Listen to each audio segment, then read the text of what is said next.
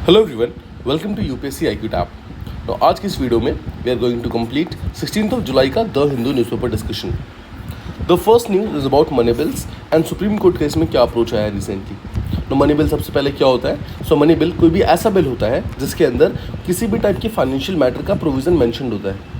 साथ ही साथ जैसे बजट वगैरह है ना, बजट को एप्रोप्रिएशन अकाउंट भी बोला जाता है। सो जो एप्रोप्रिएशन बिल है, कोई फाइनेंशियल मैटर का बिल है, उन सारे के सारे बिल्स जो कि आर्टिकल 110 के अंदर इंक्लूडेड होते हैं, उन सबको मनी बिल बोला जाता है। एंड मनी बिल को कौन रिकग्नाइज करता है? It is the speaker of Lok Sabha. So इतना ध्यान रखिएगा, ठीक है। रिसेंटली सुप्रीम कोर्ट ने बोला है कि हम एक पिटिशन को अलाउ करते हैं, मतलब सुप्रीम कोर्ट के अंदर एक पिटिशन फाइल किया गया है जहाँ पर कुछ कांग्रेस के एमपीज़ ने ये बोला है कि किसी भी बिल को वो लोग मनी बिल की तरह पास कराने की कोशिश करती है जो रूलिंग पार्टी है वो।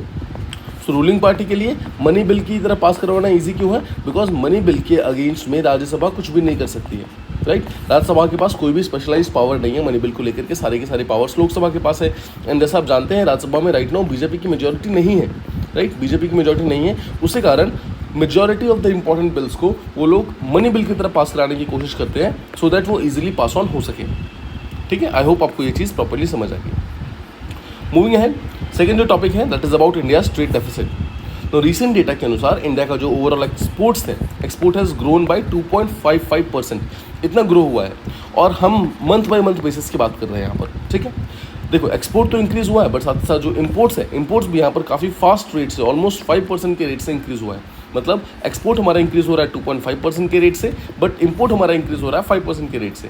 इसका मतलब क्या है? हमारा ट्रेड डेफिसिट इंक्रीज़ हो रहा है। ट्रेड डेफिसिट का मतलब क्या होता है? जब भी किसी कंट्री का जो इम्पोर्ट होता है that is more than the export, इसका मतलब होता है कि वो पर्टिकुलर कंट्री ट्रेड डेफिसिट में जा रही है, ठीक है। एंड रिसेंटली इंडिया में ऐसा ही देखा जा रहा है। ओवरऑल जो ट्रेड डेफिसिट है हमारा वो 9.4% से ज़्यादा इंक्रीज़ हो गया है। मतलब इम्पोर्ट और एक्सपोर्ट के बीच का जो गैप है वो हमारा ऑलमोस्ट 9.4 से इंक्रीज़ हो गया है। ना कौन कौन से मेजर सेक्टर्स है जहाँ पर इंडिया का एक्सपोर्ट इंक्रीज़ हुआ है? सबसे पहले इंजीनियरिंग एंड इलेक्ट्रॉनिक्स का जो सेक्टर है वहाँ पर ऑलमोस्ट 10% और 16% का ग्रोथ देखा गया है। देन ड्रग्स एंड फार्मा का जो सेक्टर है वहाँ पे ऑलमोस्ट 10% का ग्रोथ है। केमिकल्स की इंडस्ट्री में 3.3% का ग्रोथ है। एंड कॉफ़ी जो है हमारा ऑलमोस्ट 70% से इंक्रीज़ हुआ है। अगर आप ओवरऑल ग्लोबल ट्रेंड्स देखें तो वहाँ पर ग्लोबल ग्रोथ जो है वो इंक्रीज़ हो रहा है। ऑलमोस्ट हर ईयर का हर कंट्री का जो ओवरऑल ग्रोथ है, एक्सपोर्ट्स है, वो इंक्रीज़ हो रहा है। साथ ही साथ जो ग्लोबल इन्फ्लेशन की हम बात कर रहे थे पिछले कुछ महीनों से, वो धीरे धीरे ट्रेंड डाउन होते हुए दिखाई दे रही है। ये इंडिया के ट्रेड के लिए एंड ऑब्वियसली ग्लोबल ट्रेड के लिए काफ़ी अच्छी चीज़ है। अगर आप ओवरऑल ट्रेड को चेक करें, देखो किसी भी पर्टिकुलर कंट्री का अगर इकोनॉमिक स्टेबिलिटी आपको चेक करना है ना, तो आपको उसके ट्रेड के फिगर्स देखने होते हैं। स्पेशली जो उसके ट्रेड के फिगर्स से जो उसका ओवरऑल ट्रेड डेफिसिट बनता है ना, that is one of the most important indicators जो कि ये शो करता है कि वो पर्टिकुलर कंट्री ग्रो कर रही है या फिर ग्रो नहीं कर रही है। अगर ट्रेड डेफिसिट ज़्यादा है इसका मतलब है कंट्री जो है इकोनॉमिकली उतना स्ट्रॉन्ग नहीं है। अगर ट्रेड डेफिसिट कम है मतलब इकोनॉमिकली काफ़ी ज़्यादा स्ट्रॉन्ग हुए। मूविंग अहेड, नेक्स्ट टॉपिक की तरफ आगे बढ़ते हैं जहाँ पर इंडिया और रशिया ने जो रुपये और रूबल के बीच में पेमेंट्स करना था। आई होप आपको याद होगा, कुछ दिनों पहले हमने डिस्कस किया था कि जो प्राइम मिनिस्टर मोदी हैं वो रिसेंटली रशिया में गए हुए हैं मीटिंग विद मिस्टर पुतिन, जो रशिया के प्रेसिडेंट हैं, उनके साथ उन्होंने मीटिंग की है जहाँ उन्होंने बात की है इंडिया की तरफ से रुपी और रशिया की तरफ से रूबल जो है इन दोनों के बीच में करेंसी एक्सचेंज करने का। मतलब हम डॉलर्स में एक दूसरे को पे ना करके आपस में एक दूसरे की करेंसी में उनको पे करेंगे। तो इंडिया और रशिया का जो रिसेंटली रुपये और रूबल में जो पेमेंट्स है, मतलब लोकल करेंसी में जो पेमेंट है, वो ऑलमोस्ट डबल हो गया है पिछले एक साल के अंदर, 2024 के अंदर, ठीक है। डिस्पाइट द सैंक्शंस, देखो बहुत सारे सैंक्शंस लगाए गए हैं यूएस के द्वारा, यूरोपियन यूनियन के द्वारा। सैंक्शंस किसके ऊपर लगे हैं? रशिया के ऊपर। बट इसके बावजूद हमारा जो रशिया और इंडिया का जो रिलेशनशिप है वो काफ़ी स्ट्रांगली आगे बढ़ रहा है। देखो सिर्फ ओवरऑल पेमेंट इंक्रीज़ नहीं हुआ है, नंबर ऑफ ट्रांजेक्शंस जो है वो भी यहाँ पर काफ़ी ज़्यादा इंक्रीज़ हो गए हैं, जहाँ पे जो इंडियन रुपी है वो 4 टाइम ज़्यादा यूज़ हो रहे हैं इंडिया और रशिया के पेमेंट के चीज़ों में, राइट। अब देखो एक चीज़ ध्यान रखना है, इन सब चीज़ों का मेन एम क्या है? मेन एम ये है कि अगर वेस्टर्न सैंक्शंस लगते हैं कल को रशिया के ऊपर या फिर इंडिया के ऊपर, उसको बाईपास किया जा सके। साथ ही साथ इंडिया और रशिया का जो बायलैटरल ट्रेड है उसको भी इम्प्रूव करने की कोशिश की जा रही है। बहुत सारी वेस्टर्न कंपनीज थी, मतलब यूएस की कंपनीज, यूरोपियन यूनियन की कंपनीज, जो कि पहले रशिया में ऑपरेट किया करती थी, बट रशिया यूक्रेन के वॉर के बाद उन लोगों ने उस पर्टिकुलर कंट्री को छोड़ दिया है, रशिया को छोड़ दिया है। इसके कारण वहाँ पर एक वैक्यूम क्रिएट हो गया है, एक गैप क्रिएट हो गया है, और वो वैक्यूम और गैप जो है उसको इंडियन और चाइनीज़ कंपनी जो है वो उसको ओवरऑल फिल करने की कोशिश कर रहे हैं। सो कौन कौन से ऐसे सेक्टर्स हैं जहाँ पर इंडियन एक्सपोर्ट्स का पोटेंशियल बढ़ता जा रहा है रशिया के अंदर?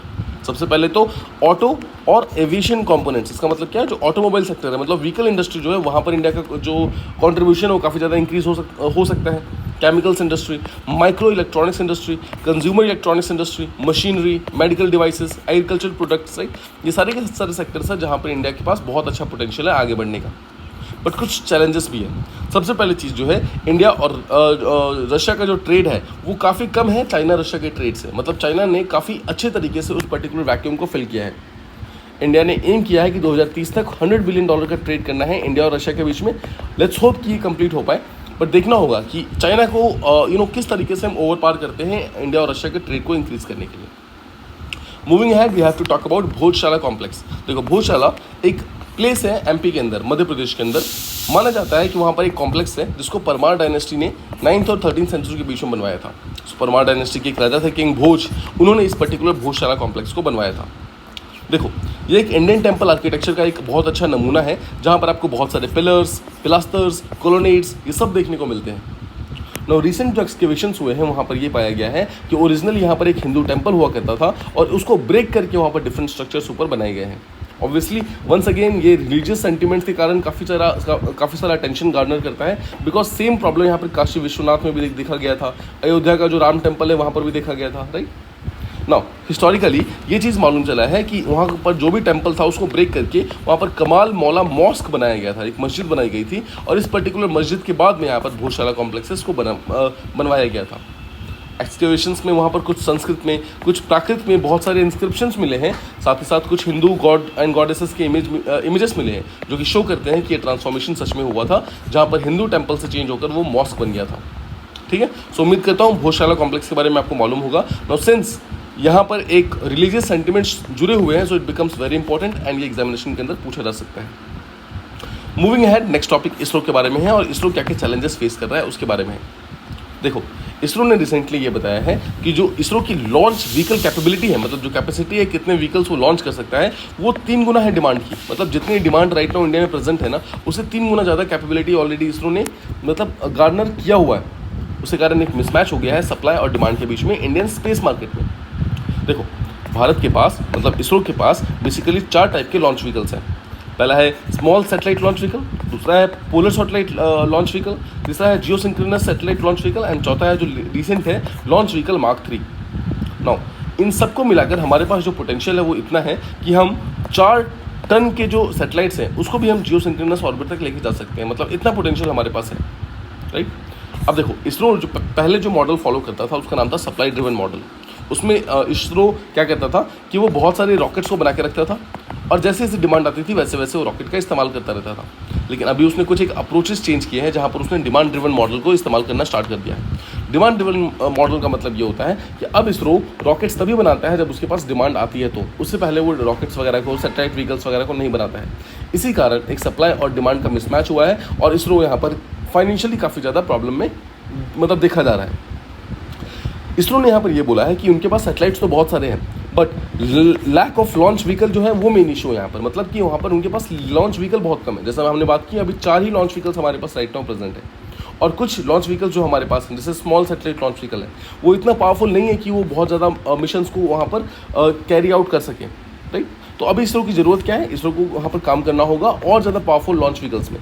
इन चीज़ों को आप साइंस एंड टेक जो जीएस पेपर 3 है वहाँ पर कोड कर सकते हैं, वहाँ पर इन चीज़ों को मेंशन कर सकते हैं। तो इंडिया को क्या चाहिए, इंडिया को चाहिए next generation launch vehicles, India को चाहिए और ज़्यादा स्मॉलर सैटेलाइट्स, सो दैट जो छोटे छोटे सैटेलाइट्स हैं उनको भी हम लॉन्च कर सकते हैं। देखो, एक चीज़ समझो, जितने भी सैटेलाइट्स होते हैं ना, उनकी मिशन लाइफ बहुत ही डिफाइंड होती है, बहुत ही रिड्यूस होती है, बहुत ही कम होती है। उसके कारण आपको बार बार लॉन्च मतलब करते रहना पड़ता है, सो दैट आप उन डिमांड्स को कंप्लीट कर सकें, आपके पास वो मॉनेटरी वैल्यू रहे, आपकी मशीन्स जो है लगातार काम करते रहें।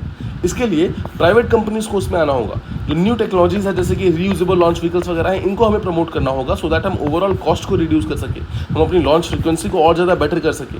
एक पोटेंशियल सॉल्यूशन तभी आ पाएगा अगर हमारे पास रीयूजेबल लॉन्च व्हीकल्स होंगे या फिर जो प्राइवेट सेक्टर है वो इस चीज़ के अंदर इन्वॉल्व होगा। तो इंडियन गवर्नमेंट ने इस पर्टिकुलर चीज़ का नोट लिया है और उन्होंने बोला है कि ओवरऑल वो डिमांड क्रिएट करने की कोशिश करेंगे प्राइवेट सेक्टर की तरफ से, सो दैट जो प्राइवेट कंपनीज हैं वो सैटेलाइट बिल्डिंग के ऊपर फोकस करें और इसरो जो है उन्हीं सैटेलाइट को लॉन्च करके उन पर्टिकुलर प्राइवेट कंपनीज की हेल्प करेगा। मतलब जो प्राइवेट कंपनीज हैं उनको पूरे का पूरा लॉन्च सेंटर, लॉन्च पैड खोलने की जरूरत ना पड़े, रादर वो सिर्फ सैटेलाइट बिल्डिंग पे फोकस करेगी, और जो ओवरऑल इसरो है, इसरो उसको लॉन्च करेगा, सो दैट इसरो के पास भी फाइनेंसेस आ जाएंगे और जो प्राइवेट सेक्टर है उनका पर्टिकुलर सैटेलाइट जो है वो ऑटोमेटिकली लॉन्च भी हो जाएगा।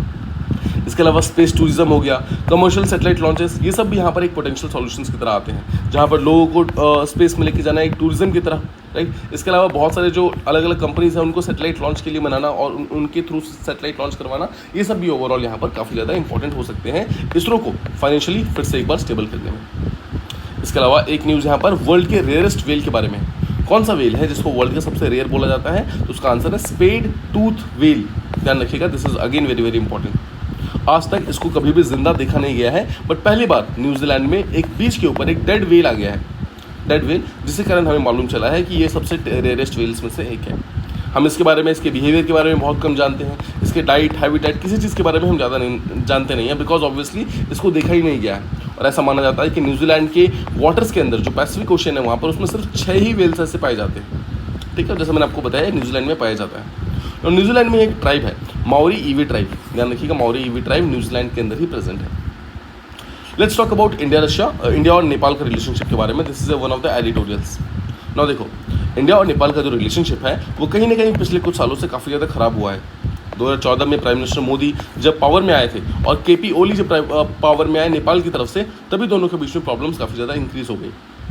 प्रॉब्लम और ज़्यादा इंक्रीज हो गई जब 2015 में नेपाल ने अपना खुद का नया कॉन्स्टिट्यूशन अडॉप्ट कर लिया, और इस पर्टिकुलर चीज़ को एक बहुत स्ट्रांगली, बहुत अच्छी तरीके से नहीं देखा गया बाय इंडिया, राइट। इंडिया नहीं चाहता था ऑब्वियसली कि नेपाल अपने आप को पूरी तरीके से अलग कर ले, आइसोलेट कर ले इंडिया से, बट बिकॉज नेपाल ने ऐसा करने की कोशिश की, इसलिए इंडिया और नेपाल के बीच में रिलेशन जो है वो उतने अच्छे नहीं रहे। उसके बाद मोदी जी जो है वो नेपाल विजिट करते हैं और वो ये बोलते हैं कि आपको अपना जो नेशनल मोटो है उसको वहाँ पर रिप्लेस कर दो by something else. Once again इसके कारण भी टेंशन इंक्रीज हो गए। देन आरएसएस और बीजेपी का एक जॉइंट स्टेटमेंट आता है जिसमें वो बोलते हैं कि उनका एक विजन है अखंड भारत का, और उस अखंड भारत के अंदर नेपाल भी आता है। वंस अगेन ये भी प्रॉब्लम क्रिएट करता है। तो ये सब चीज़ें जो है ओवरऑल कंपाइल होकर के इंडिया और नेपाल के बीच का जो रिलेशन है उसको काफ़ी ज़्यादा ख़राब कर देती है। इसके अलावा नेपाल ने जब अपने कॉन्स्टिट्यूशनल चेंजेस किए थे 2015 के अंदर, तो उसके बाद इंडिया ने बहुत सारी चीज़ों पे उसके ऊपर ब्लॉकेड लगा दिए थे, मतलब नेपाल के ऊपर ब्लॉकेड्स लगा दिए थे। इसके कारण नेपाल में बहुत सारा शॉर्टेज वगैरह हो गया था। This also created problems. इसके अलावा नेपाल को अगर आप देखो तो वो इंडिया की तरफ उतना ज़्यादा झुका हुआ नहीं है जितना वो चाइना की तरफ झुका हुआ है, right. Nepal tends to get to China की तरफ जाता है वो किसी भी टाइप के फेवर लेने के लिए एज़ कम्पेयर टू इंडिया। अगर हम सजेशंस की बात करें, सजेशंस में सबसे इंपॉर्टेंट है एक डिप्लोमेटिक रीसेट। इंडिया और नेपाल के बीच में एक डिप्लोमेटिक रीसेट की इंपॉर्टेंस है, जहां पर दोनों को रिलेशनशिप जो है वो इक्वालिटी के ऊपर होना चाहिए, डोमिनेंस के ऊपर नहीं। मतलब वो इंडिया को बोल रहे हैं कि इंडिया को यहाँ पर एक डोमिनेंट बिहेवियर शो नहीं करना चाहिए नेपाल के थ्रू, बट एक इक्वालिटी का जो बिहेवियर है उसको शो करना चाहिए। नेपाल में देखो ऑलरेडी काफ़ी ज़्यादा पॉलिटिकल प्रॉब्लम चल रही है, पॉलिटिकल इंस्टेबिलिटी है वहाँ पर। इसके अलावा चाइना का इन्फ्लुएंस नेपाल में बहुत ज़्यादा है, नेपाल में इंटरनल डिविजन्स बहुत ज़्यादा है, दोनों के बीच में बायलैटरल रिलेशंस अच्छे नहीं है। तो ये सब कुछ इश्यूज़ है जो कि इंडिया और नेपाल साथ में मिलकर फेस कर रहे हैं। नाउ नेपाल की जो पोजीशन है वो बहुत ही स्ट्रेटेजिक है, बिकॉज वो इंडिया और चाइना दो सुपर पावर्स के बीच में है, तो उसको एक बैलेंस फॉरेन पॉलिसी रखना बहुत इंपॉर्टेंट है। वो दोनों में से किसी एक की तरफ झुक नहीं सकता, बिकॉज ऑब्वियसली एक प्रॉब्लम क्रिएट हो जाएगा, एक पावर इनबैलेंस हो जाएगा इस पर्टिकुलर रीजन के अंदर, राइट। तो चाइना का जो ओवरऑल इन्फ्लुएंस है नेपाल के अंदर उसको यहाँ पर रिड्यूस करने के लिए इंडिया को यहाँ पर एक्शंस लेने होंगे, इंडिया को नेपाल के फेवर में काम करना होगा। एक प्रॉब्लम क्या है, एक यहाँ पर एंडिंग आप मेंशन कर सकते हैं कि नेपाल और इंडिया को यहाँ पर क्या करना होगा, ट्रस्ट रीबिल्ड करना होगा एक दूसरे के ऊपर, लगातार एक दूसरे से डिप्लोमेटिक एंगेजमेंट्स करने होंगे, एक दूसरे की सॉवरेनिटी को रिस्पेक्ट करना होगा, तभी जाकर दोनों ही अच्छे तरीके से आपस में रिलेशनशिप को मेंटेन कर पाएंगे। Finally the final news of the day is how scientist ने कंफर्म किया है that there are multiple caves on the moon. बहुत सारी गुफा टाइप स्ट्रक्चर है मून्स के ऊपर।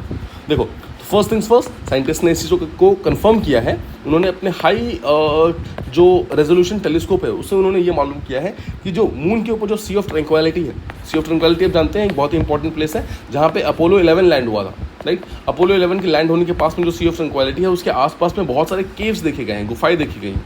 Now please don't miss use. देखो, ये कोई एलियन का मतलब कोई एलियन का एविडेंस नहीं देता है ये, रादर गुफाएं कैसे बनती है, यहाँ पर बेसिकली गुफाएं बनी है लावा ट्यूब्स के कारण। आप जानते हैं मून का जो नीचे वाला पार्ट है, मतलब क्रस्ट के नीचे जो उसका जो मेंटल है वहाँ से वोल्केनो आता है बहुत सारा ना। वो वोल्केनो आने के लिए जो ट्यूब्स बनते हैं ना, बहुत बार वो ट्यूब्स बंद नहीं होते, उसके कारण एक ऐसा स्ट्रक्चर बन जाता है। देखो, मान लेते हैं कि this is the surface of the moon, तो यहाँ से एक ट्यूब आता है और यहाँ पर लावा बनता है और इस तरीके से बन जाता है। तो ये वाला जो पार्ट है ना, यहाँ पर एक केव टाइप स्ट्रक्चर बन जाता है। यही केव्स यहाँ पर बहुत सारे देखे गए हैं और माना गया है thousands and thousands, hundreds and thousands of यहाँ पर लावा ट्यूब्स मून के ऊपर प्रेजेंट है। ना इसकी इंपॉर्टेंस क्या है ह्यूमंस के लिए? इंपॉर्टेंस यहाँ पर ये है कि कल को जो हमारे एस्ट्रोनॉट्स मून पर जाते हैं तो उनके लिए एक नेचुरल शेल्टर का काम करेगा। Because cosmic rays, solar radiation जो भी मून के ऊपर डायरेक्टली आती है, तो क्योंकि वहाँ पर एटमॉस्फेयर नहीं है, उन चीज़ों से बचने में हमारी हेल्प करेगा यहाँ पर जो ये केव्स है मून के ऊपर, राइट। तो यहाँ पर एक इंपॉर्टेंट रोल प्ले कर सकते हैं। Once again GS paper 3 science and tech के अंदर आप इस चीज़ को मेंशन कर सकते हैं। नाउ ज़्यादातर जो केव्स हैं ये कहाँ पे प्रेजेंट है? ये मून के एंशिएंट लावा प्लेन्स के अंदर प्रेजेंट है ऑब्वियसली, जो यहाँ पर पूरी तरीके से एक्सटिंक्ट हो गए होंगे। देखो जिस तरीके से अर्थ के ऊपर जो वोल्केनोज होते हैं या तो एक्टिव होते हैं या फिर डॉर्मेंट होते हैं या फिर एक्सटिंक्ट होते हैं, राइट। तो जो एक्सटिंक्ट होते हैं उस तरीके से मून के ऊपर जो एक्सटिंक्ट लावा केव्स है ना, वहाँ पर ये पर्टिकुलर जो केव्स है वो प्रेजेंट है। बिकॉज अगर एक्टिव होगा तो उसके अंदर से तो लगातार टाइम टू टाइम लावा निकलता रहेगा, तो फिर उसके अंदर तो हम ऑटोमेटिकली शेल्टर ले नहीं सकते। तो हमें एंशिएंट लावा प्लेन्स के अंदर से शेल्टर लेना जरूरी है। इसके अलावा कुछ जो है वो मून के साउथ पोल के ऊपर भी प्रेजेंट है। सो उम्मीद करता हूँ आपको आज के सारे न्यूज़ आर्टिकल्स प्रॉपर्ली समझ आ गए होंगे। If you have any doubt please mention them in comment boxes. Thank you so much for listening. Stay tuned for the next